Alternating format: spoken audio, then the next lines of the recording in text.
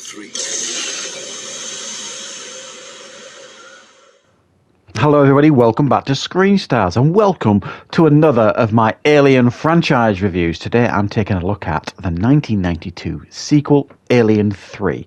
The film is directed by, at the time, a first-time director, David Fincher, and it stars, of course, Sigourney Weaver, Charles S. Dutton, Charles Dance, Paul McGann, Brian Glover, Ralph Brown, Danny Webb, and Lance Henriksen.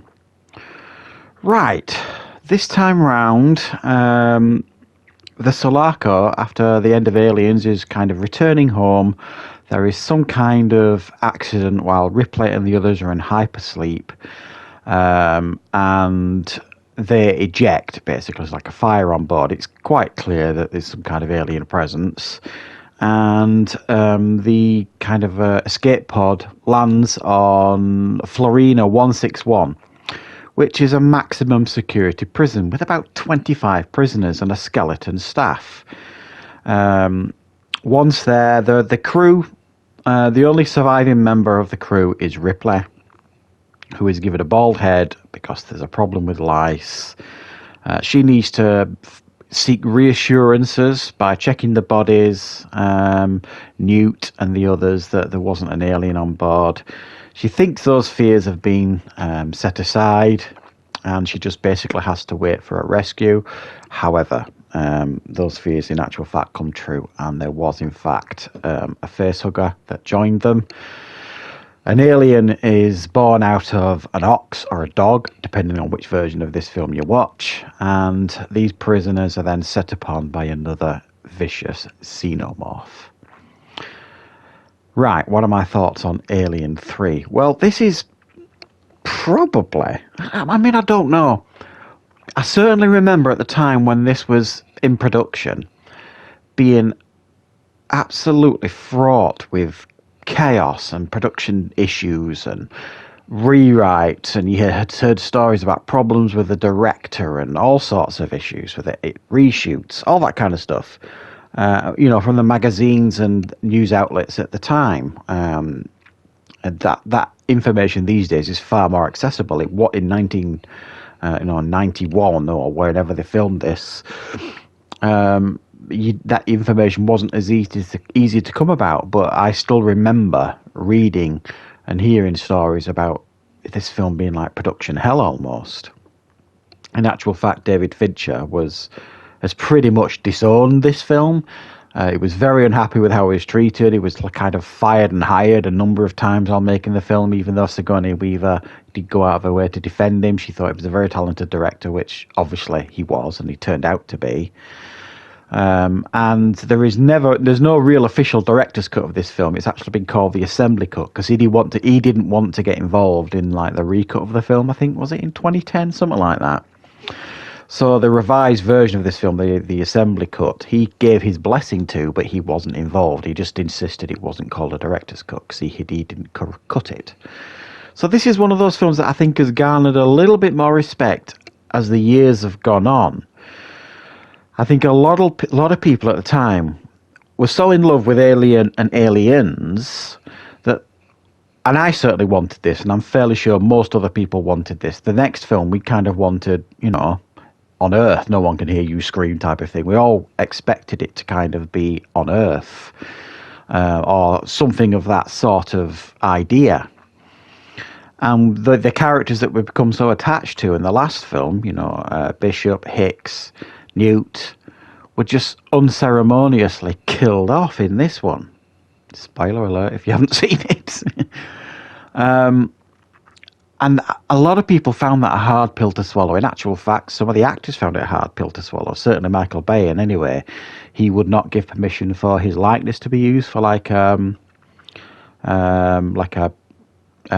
body cast thing that they were going to use to show his body. He wouldn't give permission. And he would only give permission for them to use his photograph in one of the scenes, when they kind of listing who's the crew sort of thing, in which he got paid, apparently, according to reports, he got paid more for that than he did for his role in Aliens. But, he wasn't happy with his character being killed off the way he was killed off. And I think many of the fans of the series weren't happy as well about these characters being killed off. So it's almost like this film, there's like a cloud over it every time you watch it, certainly for me. But that's not to say that I think this is a bad film. I don't think this is a bad film. In actual fact, I think the elements of this film are very, very good indeed. I think the idea, what they wanted to do with this film, clearly David Fincher, what he wanted to do. And they were pushing this hard in the promotion, the terror is back, all this kind of stuff. They wanted it just to be one alien, very much like the first film, up against a group of people. And these prisoners, they have really no means of attack. They've no weapons at all, really. So it's really the hamper. How are they going to deal with this creature? So I understand why Fincher and the writers kind of wanted to do this, strip it right back to basics after the action fest, you could argue, that we got in Aliens.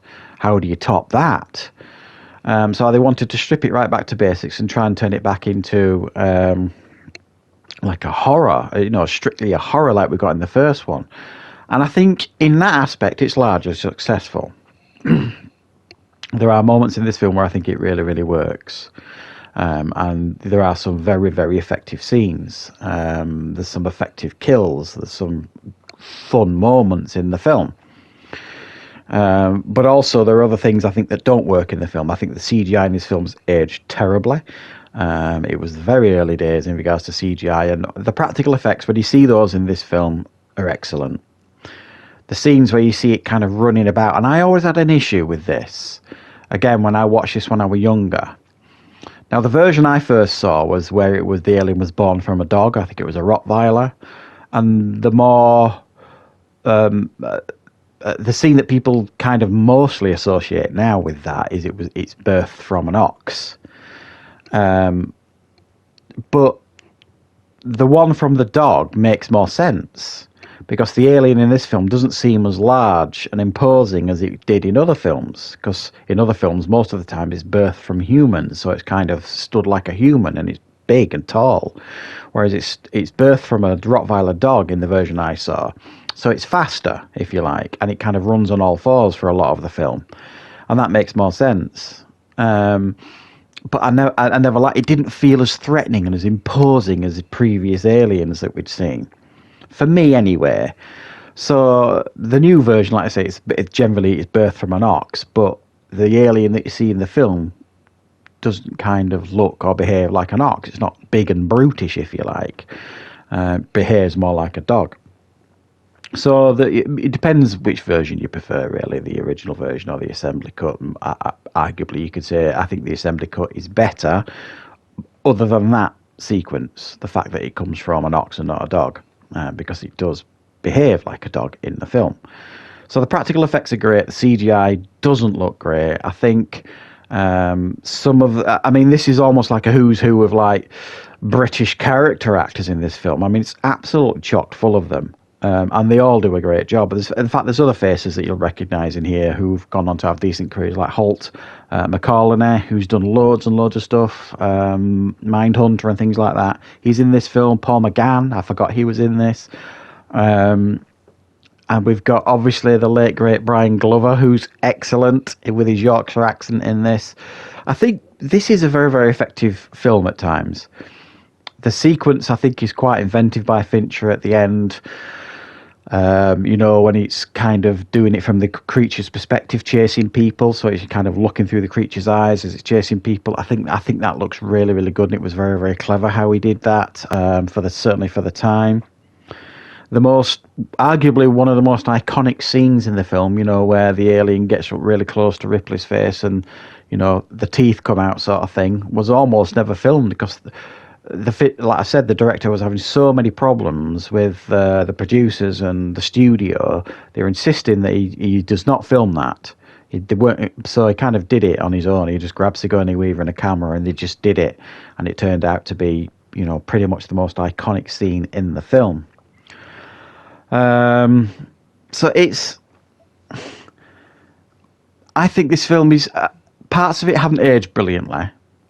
It's not as good as Alien or Aliens. I do think it is actually a decent film in the franchise now. It was just at the time, I remember it kind of left a bitter pill in my.